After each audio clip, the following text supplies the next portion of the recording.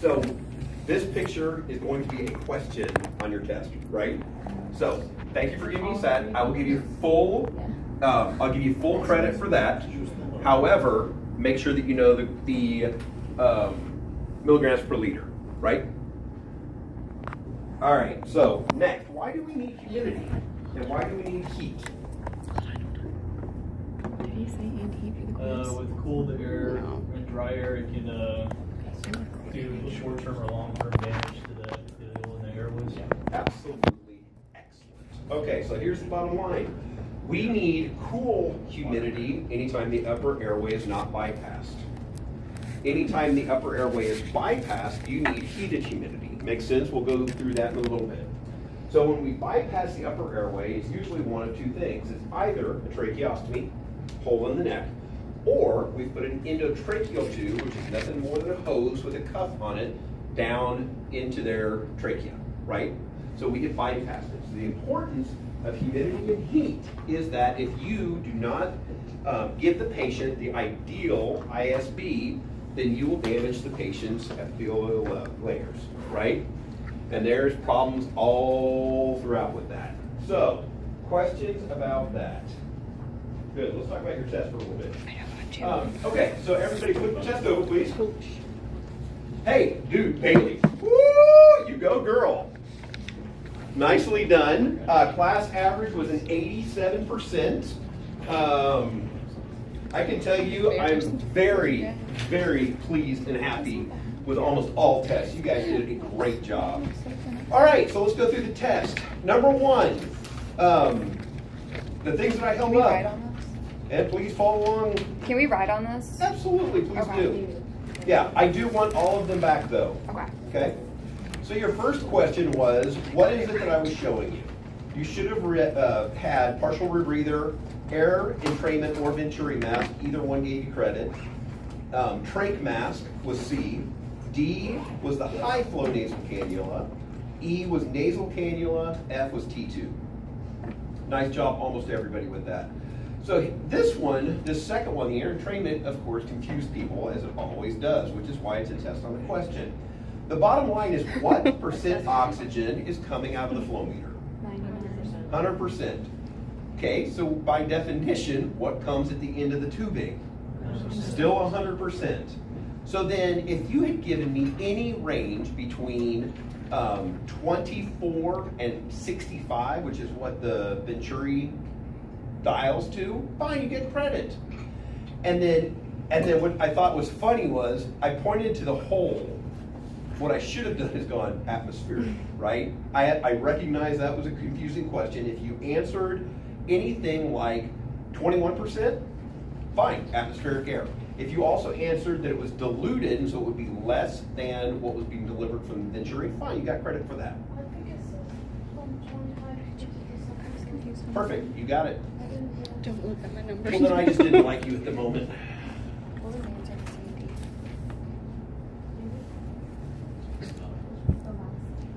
So, okay, so let's talk specifically about this. Oh, gosh.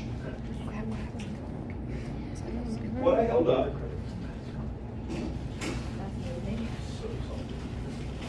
All right, guys, flip your tests over. Let's go over here.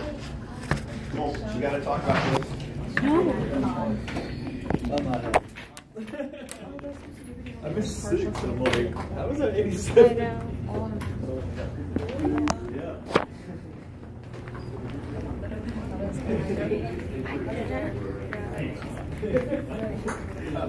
In the very back corner of that closet, we grabbed, there's a thing that says David stuff, keep going, in that closet, all the way in that far corner.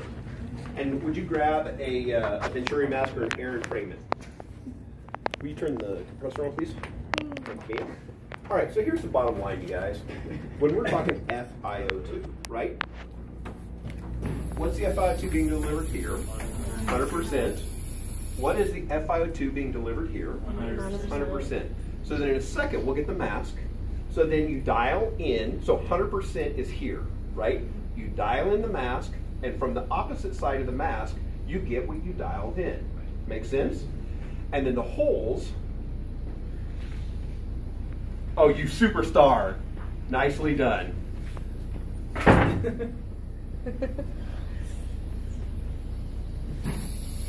Thank you, ma'am. Okay, so one more time.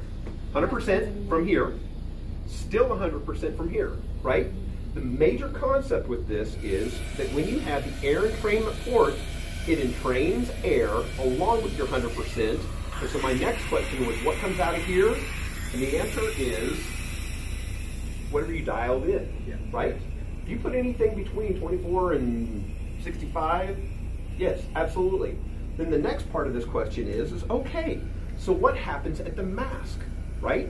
And so you have to conceptually understand that I've now diluted it down, diluted my 100% oxygen, I've diluted it down with atmospheric air, and you have to recognize that your patient can still entrain some atmospheric air in the mask, unless your flow is super high, right?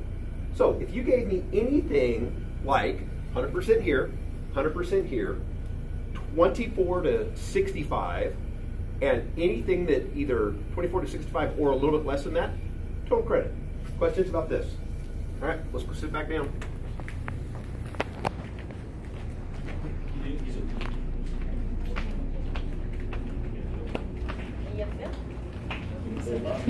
It's on YouTube. Oh, YouTube, right. Yeah. I'll upload it whenever I get home. Okay. I won't do it here. It takes too long. Yeah. Okay, so number 3. Hey, thank you, every single individual in here in a crisis situation. And shout out to Richard, by the way, because he gave me another later on answer of, well, in a crisis situation, what was that? Question number 16. Richard, of course, went with, well, I would, of course, check my pulse first, and then what would I do? So, yes, that was awesome.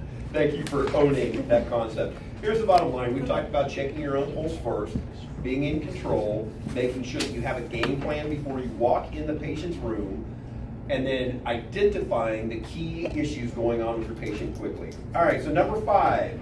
What is the ideal FiO2 for patient population that uses Heliox? Oh, sweet Jesus. Thank you, everybody. I think everybody, no, not everybody. Most of you got 5A. If you did not get 5A, then clearly you just didn't understand any of the concepts. Here's the bottom line. Heliox is the smallest, second smallest atom that we have. It turns turbulent airflow into laminar airflow, right? So what I was looking for is you need to tell me that you want the lowest FiO2, which is 20%, because that's what's delivered from the tank. Okay, now this 5B confused the hell out of almost all of you. And so I apologize to everybody except these two. So, Israel, come on. How are you? Good. How are you? Very well, thank you. Come on in, sit, enjoy. Have fun. So here's the bottom line, you guys. The why question confused everybody. Why do you want low FiO2 when you're using Heliox? The reality is you want low FiO2 because the helium part of it, you want the highest concentration of Heliox to turn your airflow from laminar or turbulent to laminar, right? So I don't know why that wasn't very clear, but it was not clear to most of you. I went ahead and gave you credit because I can clearly, if you gave me the 5A, I gave you the 1 out of 1. All right, let's talk about, any questions about that one? Your goal as a respiratory therapist, taking care of your patient, is to lower the FiO2 of Heliox down as low as possible in order for the therapeutic benefits of helium to work. All right, you guys, what is the function of a reserve manifold system? Great job, almost everybody. Primary, it's basically is that thing that we walked into down in the basement of Bell Hospital. It's that back room with all of the cylinders on both sides, and it has the manifold that switches it from one side to the other. The purpose of it is to ensure that there's always medical gas, even when there's a crisis. Hey, everybody look up here. Thank you all for getting number 7, very much appreciated. Number 8, okay, if you missed it, I'm not sure where the disconnect was with this. So, in this order, nasal cannula, simple mask, air entrainment, partial rebreather, and then an LVN. So in that order. 2-point question. If you got all but one, I give you 1 out of 2.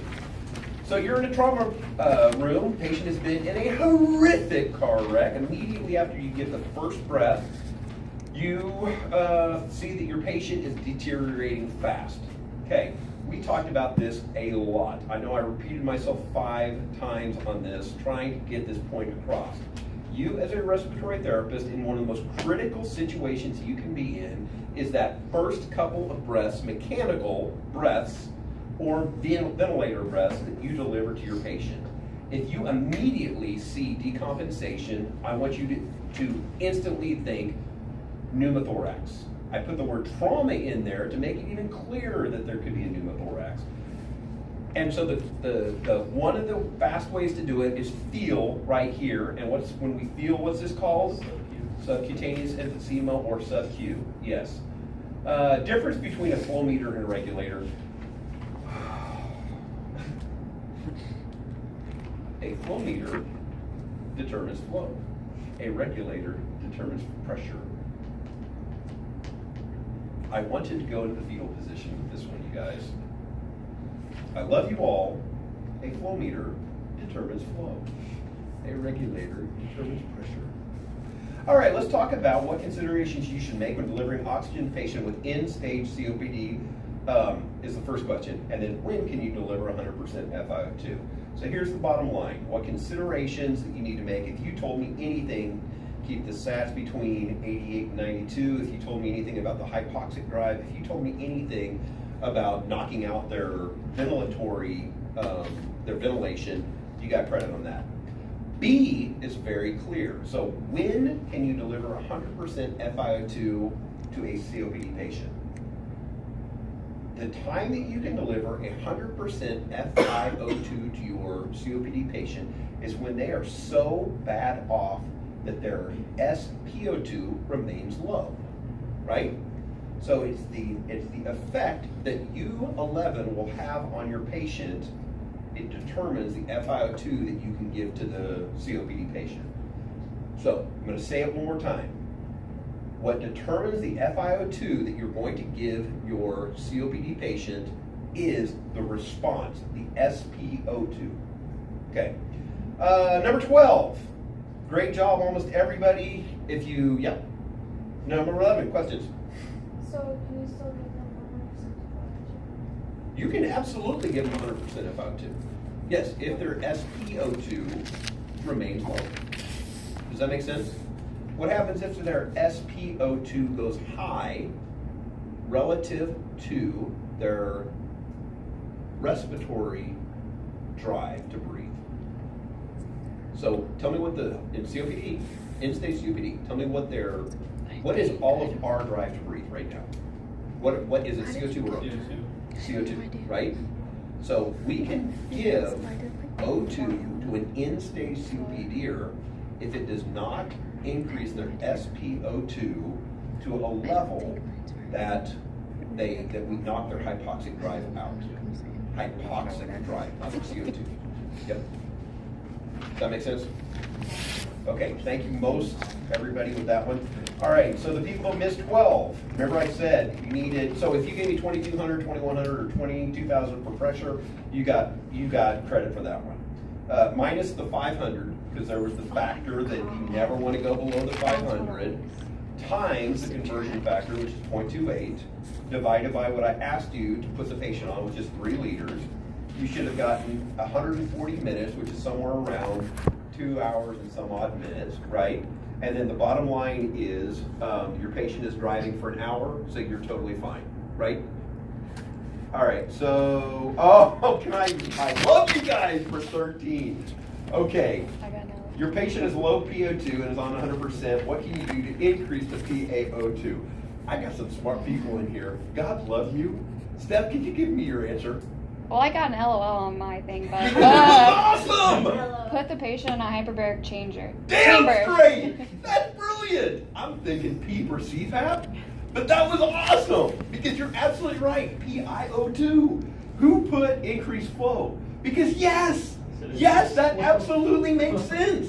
If you have low flow gain, turn up the flow. So you know what? Y'all are smarter than I am. I love the answers to the questions. You're absolutely correct. So you got credit for that because I wrote a horrible question that wasn't very focused. I thought PEEP CPAP was a clear answer, but you guys gave me absolutely accurate answers. You got credit for that. And I'm sorry, I shouldn't have put LOL. I had so much fun with that question. Do I get extra credit? You should, but no. But I also brought note cards.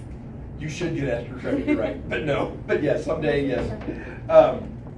Okay, so I was looking for CPAP, PEEP, but if you got flow, anything about PiO2 and how you manage that.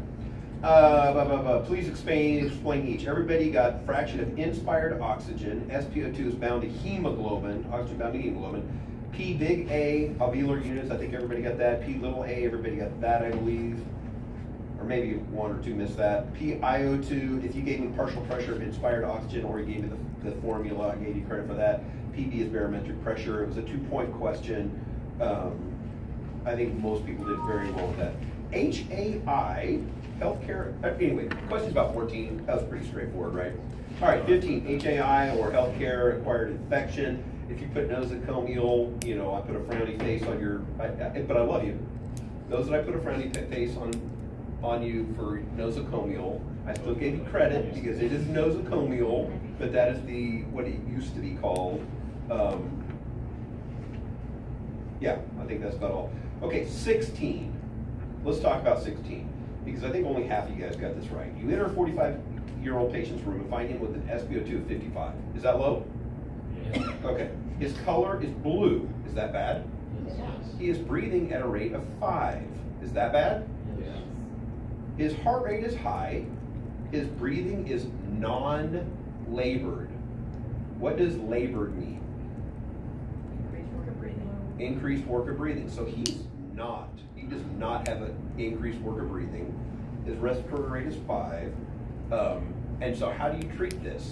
So the most common answer, incorrect answer, was put him on 100% non-rebreather. Why is that not going to work for this patient? For those, because he is not ventilating.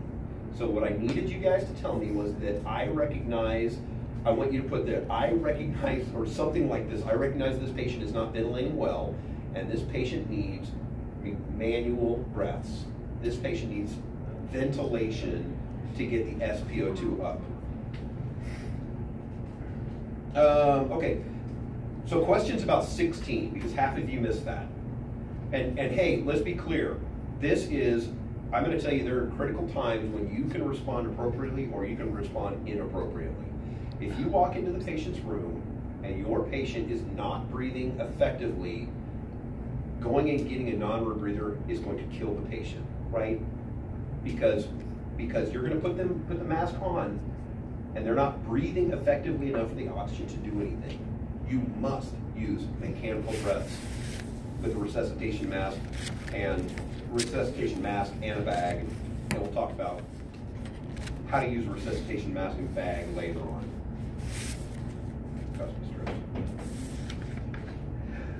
Let's see what else we got. Okay, questions about that one, right? Okay, please, everybody, eyeballs for a second. Eyeballs, because this is really one of those most critical questions. If you walk into a patient's room and you see that they are not effectively ventilating and their sats are low, you go for a resuscitation bag. If your sats are low and they're breathing heavily, right, and fast, oxygen will work for them most of the time. Does that make sense to everybody? Critical that you know that. All right, 14. So you are sitting there and you are breathing hard. Tell me what this does with your CO2 and O2, right? So let's everybody do it, breathe hard. Right, we get dizzy because we vasoconstricted our blood vessels. However, and it's due to the fact that our CO2 drops because we're over breathing and our oxygen rises. So CO2 drop, O2 rises. It is a compensatory thing when you're running. 5 modes of contact. I think most of you guys got this. Contact, direct or indirect, droplet, airborne, vehicle, vector, and then you got, I think everybody got this correct question wrong, or right, sorry. Three conditions necessary for transmission of infection. We know that there had to be a source, there had to be a host with a bad immune system, and then somehow it has to go from one place to another, right? Those three. Name 2 ways an infection can be transmitted by contact. I think everybody got indirect and direct, and then I just said describe both. I think everybody got that. Everybody got the anteroom. I think everybody got the body's 4 ways of compensating for low oxygen. Oh, if you missed infection control, it's only because you had no clue what you were answering. Monitoring sampling, and then somehow evaluating the sampling, right? So send it to the lab or somehow do a test on it. 7 cylinder storage requirements. I think everybody did okay on it. If you didn't, it was because you added something that shouldn't be in there. Does anybody have questions about this one? Okay. Anybody? You guys good with this question? With 24? Okay. Ask me afterwards with any of this. All right. 25. If you answered 33%, thank you very much. 26. Okay. Here's the bottom line, you guys. If you had put anything about air, so your oxygen flow meter delivers oxygen, and the air entrainment mixes with the oxygen, 100% oxygen, to give a precise amount of oxygen, right? If you gave me anything to do with that, you got credit. Questions about that one? All right, we talked about 2 patients on 2 liters. Obviously, the newborn would get the higher PaO2 because the flow needs more of their demand. All right. 6 potential complications of oxygen delivery. I gave a lot of credit for a lot of different answers, right? Because when I went back and I looked at the textbook,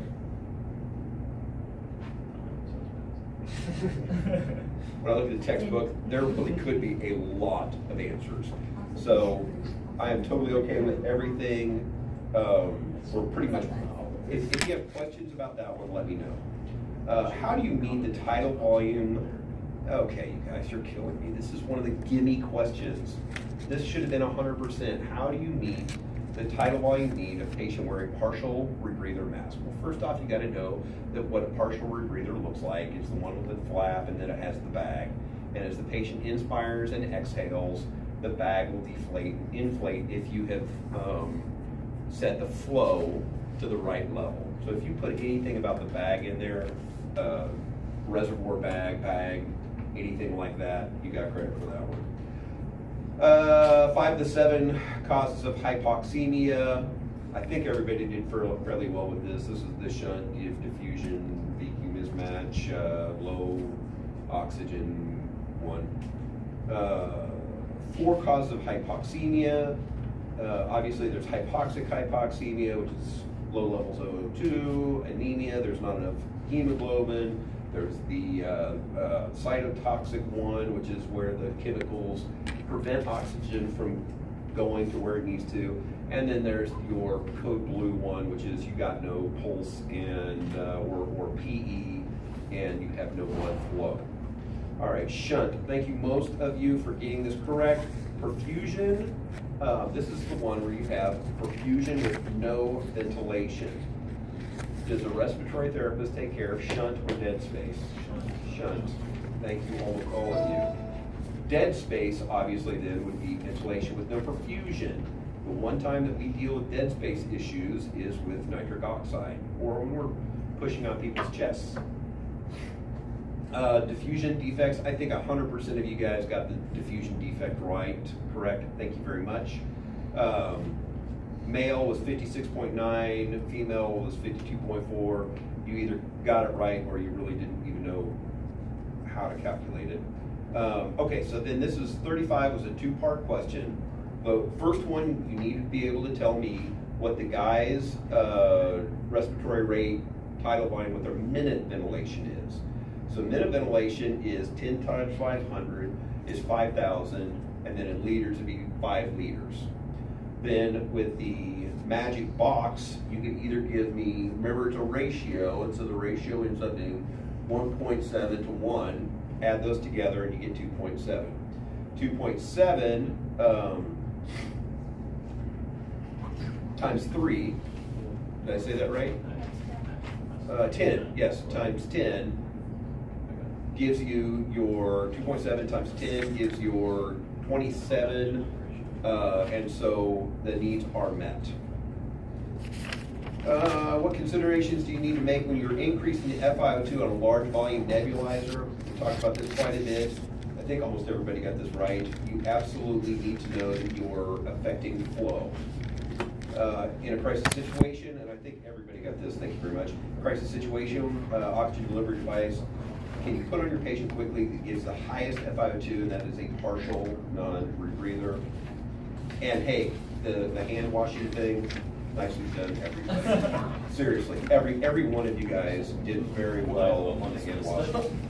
So that is, and I will go back to this whole nosocomial pneumonia, nosocomial infection.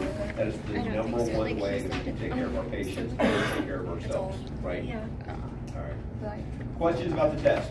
Yeah. 13, I could increase the barometric pressure. Maybe ask him.